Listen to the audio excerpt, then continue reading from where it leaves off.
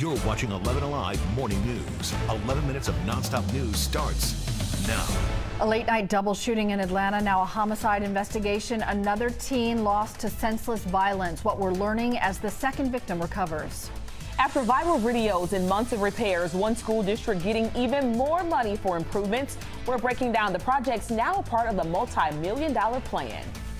And we'll have the rain all day long, light for this morning. It will start to intensify once we get toward the afternoon. We're going to time it out for you hour by hour in the full forecast coming up. A teen is dead this morning and another young man is clinging to life after a double shooting in Northwest Atlanta. This is becoming an all too familiar problem in our city. Families burying children because of gun violence. Ariana Manise has the latest on what led to the tragedy. Police tell us that this situation started as an argument that escalated to gunfire. Authorities tell us that they were first called to a home on Sunset Avenue around 9 o'clock last night. That home not far from Mercedes-Benz Stadium, and that's where they found the two teens shot. Police say the victims appear to be between the ages of 16 or 17 and 18 or 19 years old. Investigators believe the teens were arguing and shot at each other. Unfortunately, the shots fired were fatal. The 16 or 17-year-old died at the hospital. The other teen was immediately taken into surgery. As of right now, they believe that the teens were the only two involved in the shooting, and now they're working to determine if any charges will follow. Investigators say they're still in the beginning stages of this investigation as they're still trying to piece together exactly what happened leading up to the moment those shots were fired. Back to you. It's 6:50, sticking with your 11 minutes of nonstop news this morning. Kennesaw State University has a strong message to students after police arrested two people in connection with an alleged racial attack. Police say that two white men jumped KSU student Jalik Rosemond, who is black. It happened just over a week ago. Surveillance cameras caught the beating that sent Rosemond to the hospital. The university's president saying in part an attack on one is an attack on the school's very principles. She also says important conversations will be held for KSU students following the incident. Georgia lawmakers are pushing for a new bill that calls for public and private schools to require training programs to help staff identify and deter gang violence. Teachers would have the choice to opt out. The proposed bill also wants schools to conduct intruder drills by October 1st of each year. Parents would be able to decide if they wanted their child pulled from that drill. Georgia, along with 19 other Republican attorneys general, are warning two pharmacy giants not to send abortion pills by mail in those states. The AG's co-signed letters to CVS and Walgreens executives scolding the recent guidance from the Justice Department, which states federal law does not prohibit the mailing of abortion pills. The AG suggests they may bring civil lawsuits to challenge the claim that federal law allows mailing abortion pills. And that was a look at your top headlines. On a rainy day, Chesley. Very rainy, yes, and light for the most part this morning at least, but it will start to pick up as we head toward the afternoon.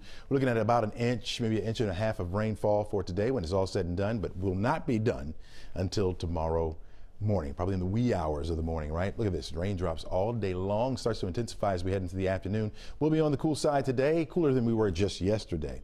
We were in the upper 50s today. Only around 53 degrees for your forecast high. You can imagine that with the rain that's around. But those temperatures are warm enough that we're not going to be able to support that ice that you see up here to the north. That's where it's going to stay. Parts of Tennessee, in fact, all the way up into Nashville, we got the ice that's taking place there. So travel will be a bit stifled, especially if you're heading that way, especially over toward Dallas. Anywhere Dallas, Memphis, Nashville, going up into West Virginia. You'll be dealing with snow and ice there. Notice the stationary boundary down to the south of us?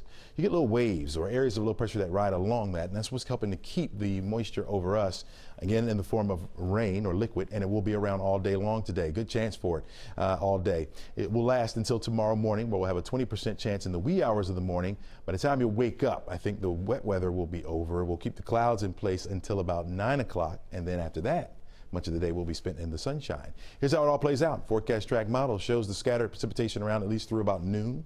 Once we get toward 2, 3 o'clock, it starts to intensify, becoming more widespread. The yellow on here indicates where we have the moderate to heavy rain that will be around. Not looking at much in the way of any thunder at all, just that rain. It will be a nuisance, wind up being a nuisance because it's an all day long rain for us. Tomorrow morning, here we are by 5. You notice the rain slinking a little bit further down to the south. The clouds will follow suit, and so we'll have sunshine around for the rest of the afternoon. With the clear skies and light winds Friday night, it will allow the temperatures to fall off into the 20s. That's where we'll start off Saturday morning. By the afternoon, Sunshine looking pretty good. It will be cooler on Saturday, only about 48 degrees for a high, but will rebound nicely on Sunday, 55, and then back into the 60s as we start the work week next week. New details this morning on a story we've been following for months involving DeKalb County schools. The district has now approved hundreds of millions of dollars to try to fix dilapidated school buildings. Molly Oak walks us through the district's plan to not only fix but also build new schools.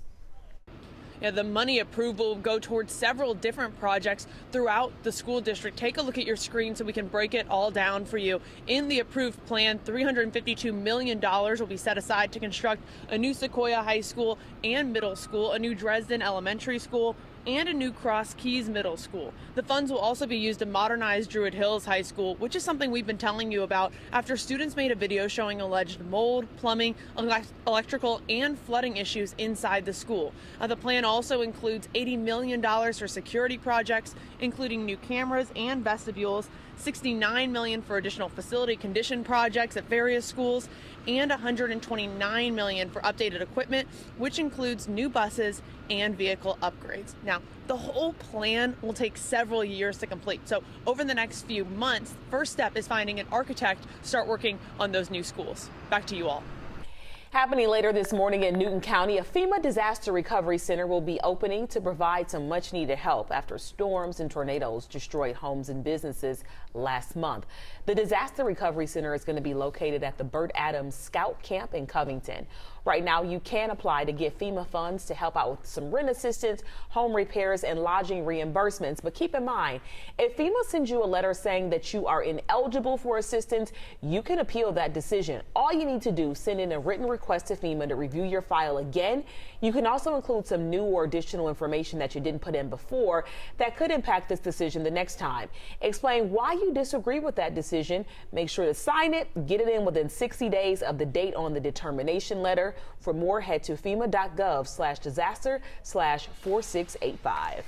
A Grammy tribute for a rap music icon. Metro Atlanta native Takeoff is going to be honored at the awards show on Sunday. Quavo is going to take the stage with Maverick City Music Choir to honor his nephew. Takeoff was 1/3 of the group Migos. He was shot and killed in Houston 3 months ago. Police believe he was an innocent bystander after an argument ended in gunfire outside of a bowling alley.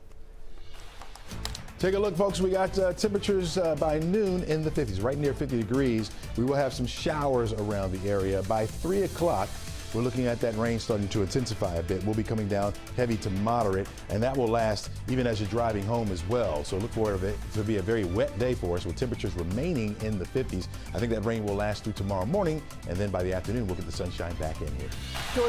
Georgia's groundhog, General Beauregard Lee, is going to make his prediction in front of the big crowd at Jackson in 7:30. So as the legend goes, if he sees his shadow, retreats to the burrow. Cold weather will persist into March. If he doesn't see the shadow, spring will begin. Last year he didn't see a shadow, and it's rainy today, so I'm going with no shadow. No shadow. No shadow. Pretty safe bet. I think that's a good plan.